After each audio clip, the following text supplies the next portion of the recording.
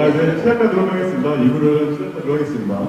안녕하세요. 오늘 영국 나눔 토크 사회를 맡게 된 경기 친동형 청년위원회 위원장 김재홍입니다. 다시 한번 인사드리겠습니다.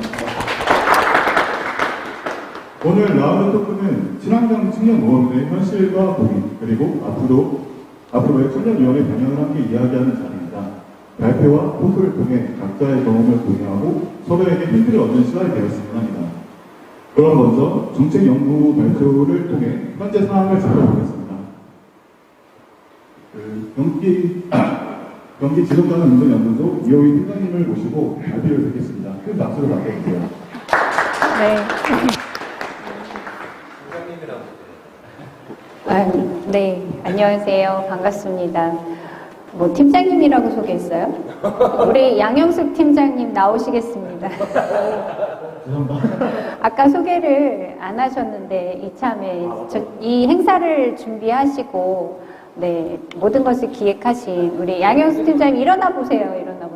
네, 반갑습니다. 네, 좋습니다. 저희 연구소는 아시는 분들도 계시겠지만 잠깐 소개를 드리면 경기도 친환경 농업인 연합회가 몇 년 됐는지 아세요? 창립한 지?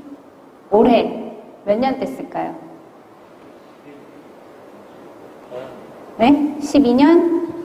14년? 네, 14년 됐고요.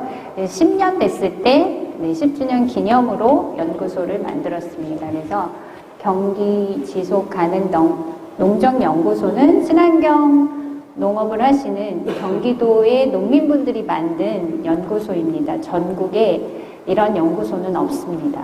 네, 자부심을 가지셔도 좋고요. 그리고 우리 전남에서 이제 우리 강선아 대표님도 오셨지만 전남하고 비교할 수 없는 경기도만의 위력이 있습니다. 네, 그럼에도 불구하고 오늘 제가 이제 같이 이야기 나누려고 하는 것은 경기도에 그런 좋은 기반이 있음에도 불구하고 전 세계 경기도 포함해서 다 청년들이 겪고 있는 어려움들이 있습니다. 그래서 그 어려움을 우리가 어떻게 개선해 나가면 좋을지, 그리고 그 어려움을 개선해 나가는데 경기친동위원회 청년위원회가 어떤 역할을 하면 좋을지에 관해서 함께 이야기를 해보려고 합니다.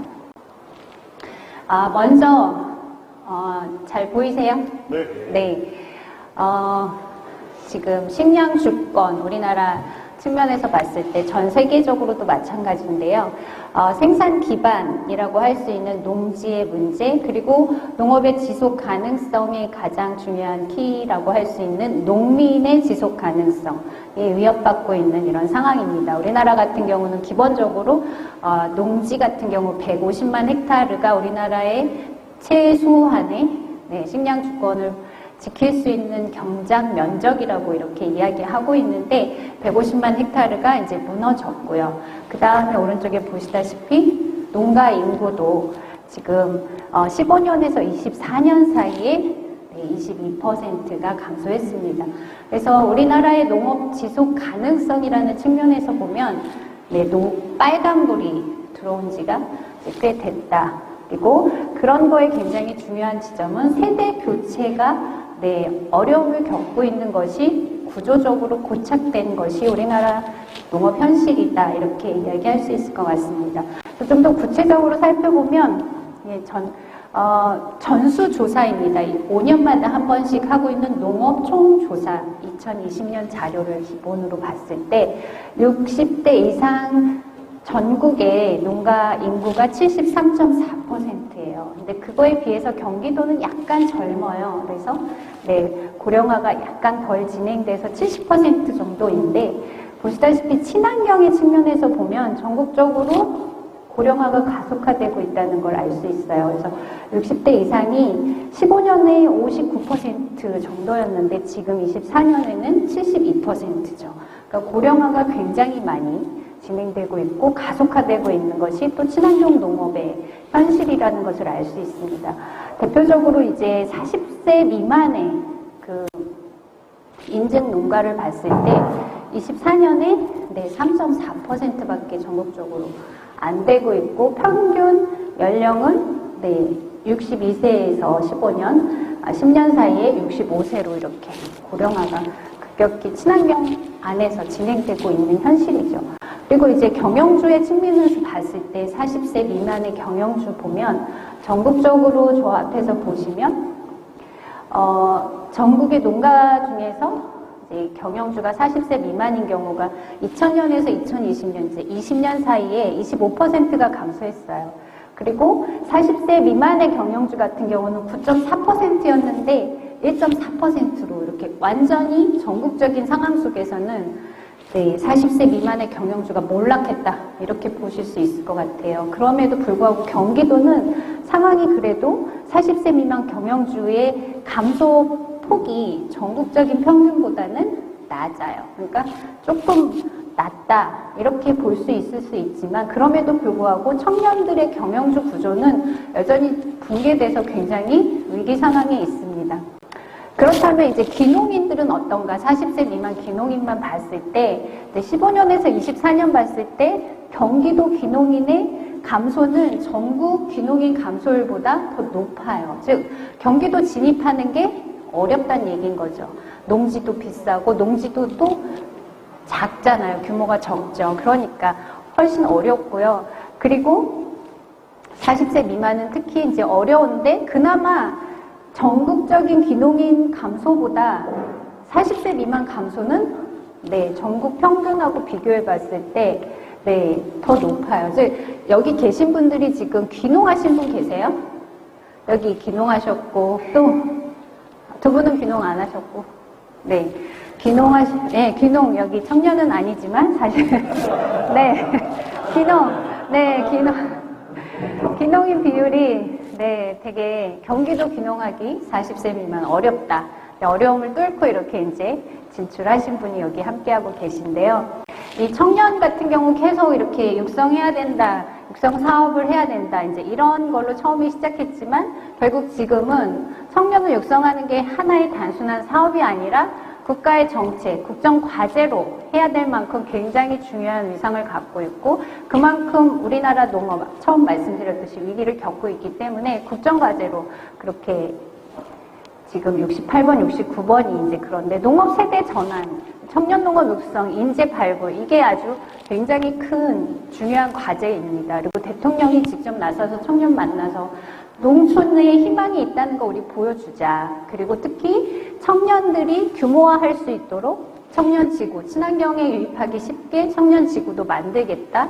그리고 그동안에 갖고 진입하기 어려운 장벽들도 청년들에게 대폭 낮춰줘서 요건을 완화해서 얼마든지 규모화하고 함께 할 수 있는 것 기반을 만들어서라도 친환경 청년들의 유입을 적극적으로 확장하겠다 이런 약속들을 했습니다.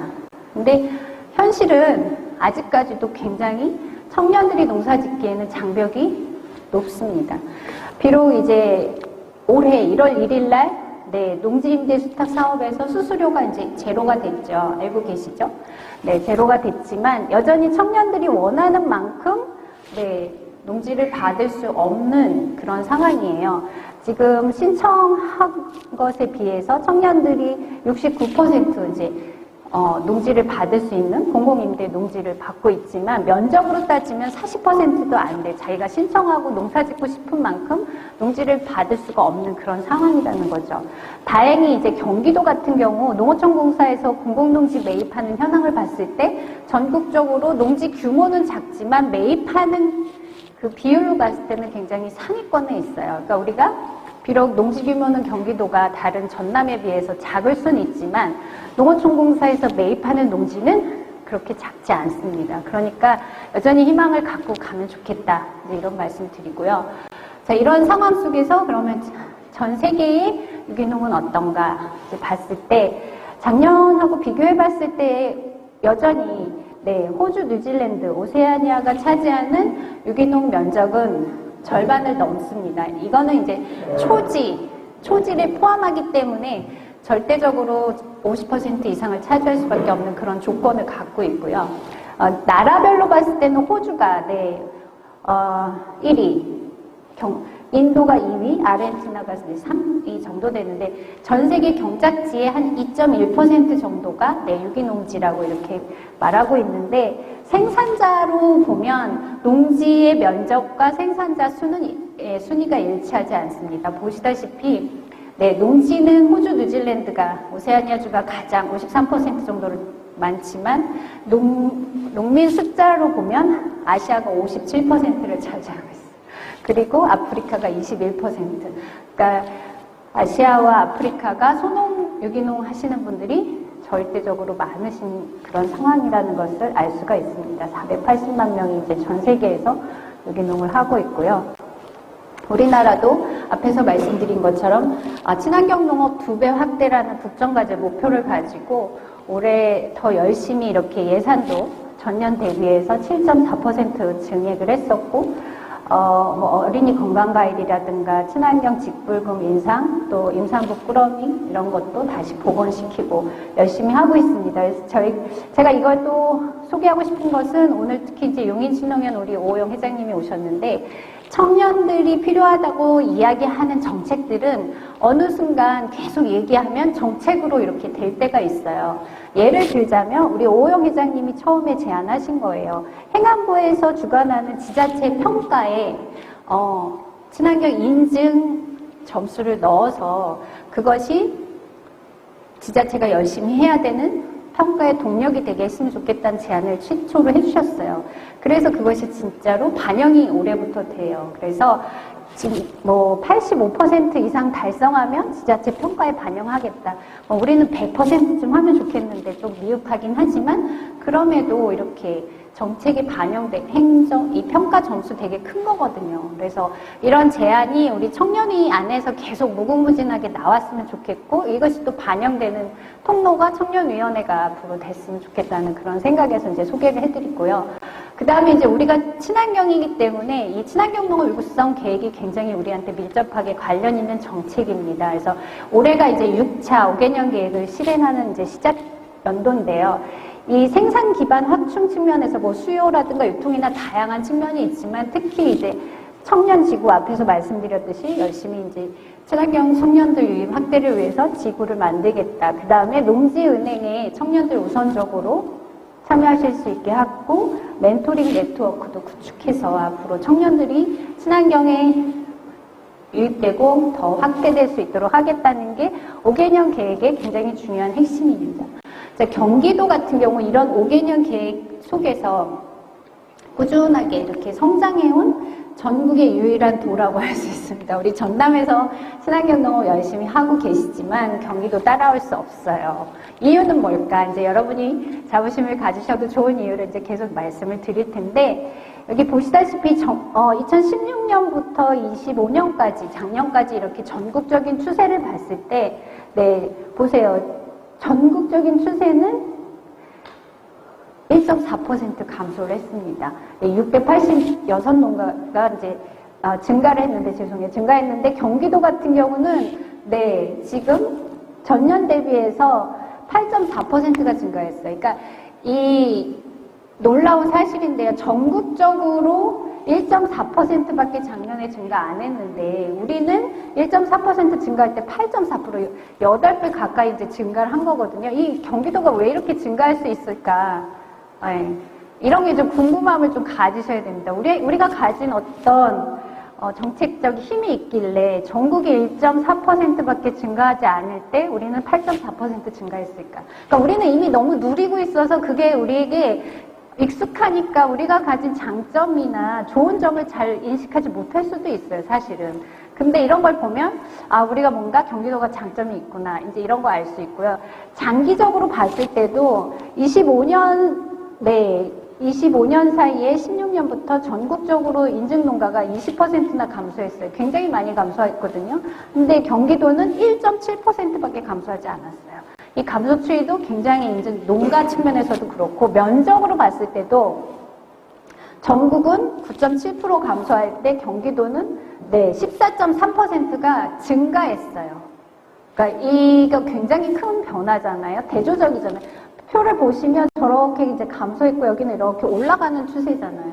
그래서 인증 면적 자체도 전국이 감소할 때 경기도는 증가를 했고 25년을 기준으로 봤을 때도 전년 대비해서 전국은 5.2% 증가했는데 경기도는 7.6%. 전국 평균보다 다 상회하고 있어요. 네, 전국에 이렇게 친환경 농업 열심히 해서 아마 우리 경기도가 상 받는다는 얘기를 우리 서동규 시장님한테 들었는데 협회에서도 상을 줄 만큼 경기도 사례가 굉장히 우수하다. 자, 이 비결이 뭔지는 이제 뒤에 가서 더 말씀을 드리는데 비결을 이야기하기 전에 안 좋은 얘기부터 이제 또 말씀을 드리면 우리의 현실을 보면 친환경 직불금을 우리 다 받잖아요. 인증이 있으시면.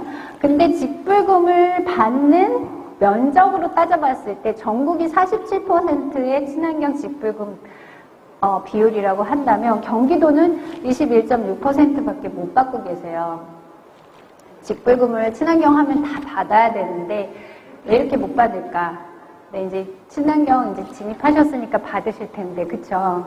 네. 무농약으로 시작해서 3년 받으실 수 있고 계속 무농약으로 계시면 친환경 직불금은 받으실 수 없어요. 6.15 전환하셔야 돼요. 근데 경기도는 전환하시지 않고 무농약으로 계속 계시는 농가가 이제 많이 계신 거예요. 그러다 보니까, 전국의 유기와 무농약 인증 비율로 봤을 때 경기도의 그 무농약 비율이 전국 평균보다 되게 높거든요. 8대2 정도 돼요. 그러다 보니까 이렇게 이제 경기도의 친환경 직불금을 받는 면적이 작은 거죠. 그래서 이제 연구소에서 그럼 유기 지향을 어떻게 하면 더 높일 수 있을까? 왜 유기로 우리가 이렇게 못 가고 있나에 대한 조사를 해봤을 때 유기농 비율이 낮은 이유가 가격에 대한 유기농 차별성이 별로 없기 때문이라는 대답이 제일 많으셨어요. 그리고 유기농을 경기도의 특성상 대규모로 할 수 없기 때문에 그렇고 소비자들이 유기농에 대한 인식이 너무 부족하다. 이제 이런 말씀들을 해주셨어요. 그래서 전국의 그 유기농이 무농약 비율로 봤을 때 절반 정도라면 경기도는 22% 정도밖에 안 되는 이 비율은 우리가 노력해서 특히 청년들이 노력해서 유기지향성을 높여야 되는 과제이기 때문에 이렇게 이제 소개를 해드리고요. 그 유기 비율을 높이려면 대안으로 제안해 주신 내용들이 재배 장려금 우리 경기도만 특별히 받고 계시는 거 알고 계시죠? 인증만 있으면 누구나 재배 장려금을 받으실 수 있어요. 무농약 3년 이후에도 계속 받으시는 거예요. 그러니까 재배 장려금이 좀 더 상향되면 좋겠다는 의견들이 제일 많으셨고 그 다음에 유기를 학교급식, 공공급식에 우선으로 공급했으면 좋겠다 이런 의견이 있으셨어요. 지금 학교급식, 공공급식에 유기를 우선으로 공급하지는 않는 걸로 알고 있어요. 예, 물론 그러려고 노력은 하고 있고 차등도 두고 있지만 그 차등이 과수가 제일 높고 나머지는 그렇게 이제 과수를 기준으로 봤을 때 그 기준까지 이제 한 18% 되나요? 네, 18% 정도 유기와 무농약 차등이 있는데 이런 것이 전반적으로 가채까지 간다면 유기지향성이 훨씬 높아질 것 같다는 생각이 듭니다. 그리고 유기농에 대한 소비자 인식 개선은 앞으로도 계속 해나가야 될 과제고요. 지금 이제 앞에서 우리가 친환경을 육성하고 청년을 육성하는 이런 계획과 법률과 뭐 이런 것들을 말씀을 드렸는데 사실은 기본적으로 청년, 후계농을 육성하는 계획 속에 친환경이 특별히 차별화되어 있지 않다는 게 우리나라의 가장 큰 문제입니다. 그리고 경기도 안에서도 친환경 청년을 특별히 더 육성하겠다는 계획이 아직까지 그렇게 많지 않아요. 그래서 이제 이런 지점들을 우리가 청년위원회에서 전국의 청년들과 힘을 모아갖고 목소리를 내야 하는 지점이라고 생각을 하고요. 간단하게 이제 유럽 사례 같은 경우 공동농업 CAP 정책 같은 경우 청년들은 전체 친환경 직불 혹은 전체 직불금이 이제 기본 직불금이 있고 새로 생긴 환경기후 직불금 이렇게 두 가지를 크게 이제 나눠서 말씀드릴 수 있는데 기본적으로 청년은 기본 직불금 안에서 2% 이상을 지원하도록 그렇게 그 전에는 규정을 뒀었어요. 근데 2%가 아니라 부족하다. 3%를 의무적으로 배정하자. 이렇게 이제 비율을 높였습니다. 그래서 우리도 요구할 수 있어야 되는 거죠. 전체 친환경 예산 중에 3%는 청년을 위해서 써라. 이렇게 비율로 규정하자. 이런 것들을 제안을 할 수 있다라고 생각을 합니다. 그리고 기본 직불금 안에서도 이제 10%가 중소농 기본적으로 주게 돼 있거든요. 그래서 우리 대농으로 확장되는 이제 물론 해외하고 우리나라하고 소농, 중농, 뭐 대농의 규모 자체가 다르기 때문에 똑같이 비교할 수는 없지만 어쨌든 지금 앞에서도 말씀드렸지만 경기도가 갖고 있는 그 면적을 기준으로 했을 때 취약함이 또 있거든요. 근데 직불금은 면적을 기준으로 하기 때문에 이 대규모 농가에게 직불금을 더 많이 받는 그런 상황이기 때문에 중소농을 위한 그런 특별한 계획들이 필요하다는 말씀을 드리는 거고요. 그래서 기본 직불금 안에 10%를 직불 예산 중에 중소농에게 지급하도록 그렇게 배정하는 규정을 갖고 있고, 그 다음에 이제 이번에 새로 생긴 에코스킨 같은 경우에 환경기후 직불이에요. 그래서 직불금 중에 25%는 무조건 친환경, 기후, 생태 실천을 하는 농민에게 주도록 그렇게 규정을 하고 있어요. 그래서 친환경이라는 큰 틀과 청년이라는 큰 틀이 이렇게 특별한 규정을 갖고 의무적으로 지급하도록 이렇게 법으로 EU안에서 하고 있다는 거고, 특별히 이제 프랑스 같은 경우 되게 열심히 또 하고 있는 나라 중에 하나이기 때문에 이제 소개를 해드리면, 우리나라도 마찬가지 앞에서 말씀드렸지만 농지를 공공관리공사에서 이제 프랑스도 하고 있는데, 중요한 건 청년이면서 유기농이면서 환경농에게 우선적으로 이렇게 배정하는 계획을 갖고 있어요. 우리는 청년에게 우선하고 있지만 친환경하는 청년에게 우선하고 있는 건 아니거든요. 그래서 친환경이라는 것이 조금 더 강화될 필요가 있다라는 측면에서 이제 말씀을 드리는 거고요.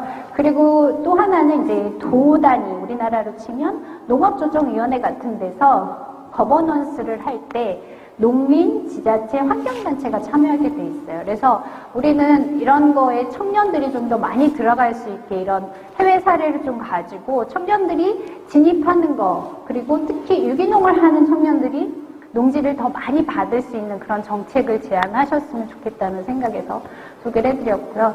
그 다음에 이제 유기농 친환경 정책 같은 경우는 전남이 굉장히 열심히 하고 있어요. 특히 유기농 1번지는 전남이 정책적으로 굉장히 많이 하고 있는데, 여기는 6년 계획을 세워가지고 이제 우리 농림부에서 하는 5개년 계획처럼 여기는 6년 계획을 세워갖고 이렇게 자체적으로 하고 있고, 국비 지원 없이 전남 자체 사업으로도 굉장히 많이 하고 있습니다. 그래서 친환경 농생물 지원센터라든가, 그다음에 친환경 청년 농업인 워크숍, 또 이제 친환경 청년들이 단체적으로 이 교섭력을 가질 수 있는 경쟁력 강화를 위한 다양한 창업농장, 계약재배 청년농가 이런 걸 하고 있는데, 과연 그런지 계획이 굉장히 좋은데 실제로 앞으로 이런 것들이 잘 실천될 수 있으려면 앞에서 말씀드렸듯이 청년들이 정책을 더 많이 제안하고, 이런 계획이 실행이 잘 안 된다면 왜 안 되고 있는지를 중간에 점검해서 의견을 이야기하고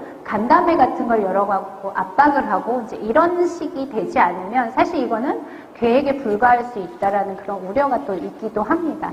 그래서 이제 마지막으로 우리 경기도 안에서 친환경 어떻게 청년농 활성화 될 수 있을까에 관해서 전현지 회장님이라든가 고양 친농연, 안성 친농연, 그리고 선배 농민 이렇게 4번에 걸쳐서 연구소에서 포커스 그룹 인터뷰를 했습니다. 그래서 기본적으로는 정부나 지자체가 지속가능한 친환경 농민 육성을 해야 되는 건 맞지만, 이런 정책 제안뿐만 아니라 우리 도 단위 안에서 경기 친농연 친환경 청년 위원들은 무엇을 하면 좋은가, 이게 이제 오늘의 굉장히 중요한 내용들인데, 기본적으로는 권한도 있어야 되고 정체성도 확립됐으면 좋겠다.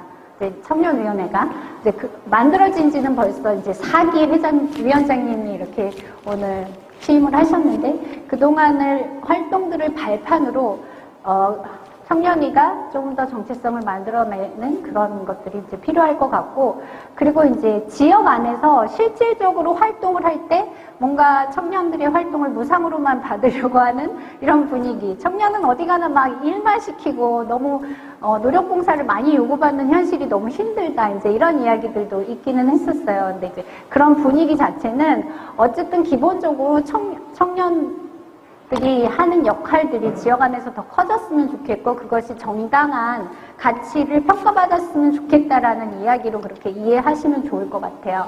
그리고 또 다른 거는 뒤에 설문조사에서도 나오겠지만 이제 생산은 열심히 잘할 수 있는데 판로에서 어려움을 겪고 계시는 분들이 또 많이 계셔서 이런 부분도 청년위원회에서 좀 고민을 같이 했으면 좋겠다라는 말씀이셨고 또 다른 것들은 이제 곤지암에 모여갖고 이렇게 도 단위의 광역 모임이 잘 안 되니까 북부와 남부 권역으로 나눠서 혹은 아니면 그 다른 식의 뭐 4개로 나누든 이래서 이렇게 좀 지역 단위의 모임을 활성화시켰으면 좋겠다. 이제 그런 말씀들을 해주셨어요. 근데 이제 기본적으로는 우리가 친환경 농업의 위기에 대해서는 다 함께 공감할 수 있는데 조직 내부적으로 봤을 때 이미 청년 안에서도 세대 간의 경험이 너무 다르고 초창기부터 활동하신 분들은 와 경기 친농연이 만들어 놓은 친환경 학교급식 체계 이것을 위한 체계를 만들기 위한 노력과 어려움을 어떻게 돌파해 왔는지를 아시는 청년들과 지금 바로 들어오셔서 그 운동의 성과를 잘 모르고 역사를 공유하지 못한 분 사이에 여러 가지의 경험상의 차이들도 또 역시 존재하기 때문에 그런 것들을 자연스럽게 함께 이야기하고 나누는 그런 조직에 대한 인식이 성과가 같이 나눠가야만 한다는 이제 말씀들이 하셨어요. 그래서 이 친농연 아까 이제 뭐 동영상을 통해서 간단하게 보긴 했지만 그런 부분에 있어서 왜 청년위가 필요하고 중요하고 그리고 우리를 출하만 하는 것이 아니라 친농연, 친환경 농업인 연합회라는 측면에서의 필요성도 같이 효능감을 느껴야만 청년위원회가 앞으로 활성화될 수 있을 것이다. 이제 뭐 이런 말씀들을 해주셨어요. 그래서 저희가 연구소에서 이제 짧지만 연구 기간을 통해서 발굴한 굉장히 좋은 자료입니다. 경기도에 어디에도 없어요. 친환경 청년들이 몇 명이나 있나, 출하를 하고 있나. 우리 이주혁 팀장님께서 알려주신 귀한 정보입니다. 그래서 시군별로 사실 이거보다 더 많은 분들이 계실 거라고 생각해요. 오늘도 화성에서 신규 청년분 오신다고 했는데 자기가 계시는 지역에 이 청년 출하하시는 분들 함께 이렇게 다음 모임 때 참여하실 수 있도록 연락하시고 소통하시면 좋을 것 같습니다. 이 조직화가 점점점 2배로 늘어나고 3배로 늘어나는 그런 상황들이 왔으면 좋겠고요. 이제 마지막으로 우리 청년 농민들의 인식 조사를 했습니다. 아까 75명이 이제 모집단이라고 말씀을 드릴 수 있는데 지금 응답하신 분들은 22명 정도 응답을 하셨어요. 혹시 설문에 참여하신 분 계신가요? 여기. 오늘 오신 분들이 다 다 참여해 주셨군요. 감사합니다. 지금 친농연 청년위 활성화를 위해서 가장 필요한 것이 무엇이냐고 했을 때 절반 정도가 청년 농민들의 요구를 반영한 의제 발굴 이것이 제일 중요하다라고 말씀하셨어요. 의제를 발굴하시려면 열심히 만나셔야 되고요. 열심히 토론하셔야지 의제가 발굴됩니다. 누가 대신 청년들의 의제를 발굴해 주는 건 아니기 때문에 욕구가 높은 만큼 앞으로 이제 의제 발굴을 위한 모임들이 활성화됐으면 좋겠고요. 그 다음에 이제 중점적으로 해야 할 활동을 한 5가지 정도로 이제 예시를 들었을 때 청년들이 친환경 영농 활동을 지원하는 것을 청년위원회에서 했으면 좋겠다라는 응답이 많으셨어요. 근데 특히 그러면 어떤 걸 하면 좋겠냐, 영농 활동 지원 중에서 봤을 때 1위와 2위를 합쳤을 때 공동으로 제일 많은 대답을 하신 게 미래농업 전환을 위한 역량 강화 교육을 했으면 좋겠다. 지금 하고 계시는 것을 넘어서서 미래지향적인 친환경 농업을 하려면 무엇이 필요하고 어떻게 해야 되는지에 대한 교육이 있었으면 좋겠다라는 의견이 많으셨고 그렇게 하기 위해서 국내외 선진지 견학을 더 많이 갔으면 좋겠다. 이런 의견이라고 생각을 하고요. 그 다음에 이제 도에다가 제안하는 정책이라고 했을 때 제일 많았던 것은 역시 친환경 학교급식 확대가 제일 많았고 2번째 많았던 게 농자재 구매에 관련해서 보조금을 확대했으면 좋겠다. 아무래도 친환경 농사 하시면 시설 규모도 크고 자재도 많이 쓰고 농기구도 많이 쓰다 보니까 예산적인 측면에서의 욕구가 제일 많았던 것 같습니다. 제가 이렇게 이제 다양한 국내외 사례도 말씀드리고 정책적 한계도 말씀드렸는데 제일 중요한 포인트는 이겁니다. 여러분이 안 계시면 기후위기 대응을 할 수 없다. 친환경 청년 농민 없이 기후위기 대응할 수 없다. 이게 이제 제일 중요한 우리의 존재 이유라고 생각을 합니다. 그리고 특히 기후 전환의 주체로서 뿐만 아니라 우리 앞에서 우리 회장님도 말씀하셨습니다만 토양을 관리하고 건강하게 앞으로 생물 다양성을 지켜내고 탄소 배출 줄이고 저장량 늘리고 이런 역할을 우리 청년들이 하고 계시다는 자부심과 더불어서 앞으로 우리 경기 친노년의 친환경 청년위원회가 이 경기도의 기후농정으로의 전환의 핵심 주체 세력이라는 그런 자부심을 가지고 현재 잘하고 있는 경기도의 정책들을 더 잘할 수 있게 채찍질하시고 예를 들면 여주나 고양시가 농어민 기회소득, 친환경 같은 경우 못 받고 계시잖아요. 이런 거 못 받는 거 문제다. 뭐 이런 꼴찌예요. 고양시가 이제 전년 대비했을 때 인증 농가수 증가에 있어서 감소율 제일 많고 농가뿐만 아니라 면적 감소도 제일 많으세요. 이제 저는 이런 것들이 다 관계 있다고 생각하거든요. 친환경 기회소득 우리 못 받고 있는 지역을 위해서 목소리 내주시고 그다음에 불합리한 정책들에 대해서도 따갑게 의견을 낼 수 있는 그런 경기도 친환경 농어민 연합회 청년 농부들이 되시면 좋겠다. 이런 생각으로 마무리하도록 하겠습니다. 네, 감사합니다.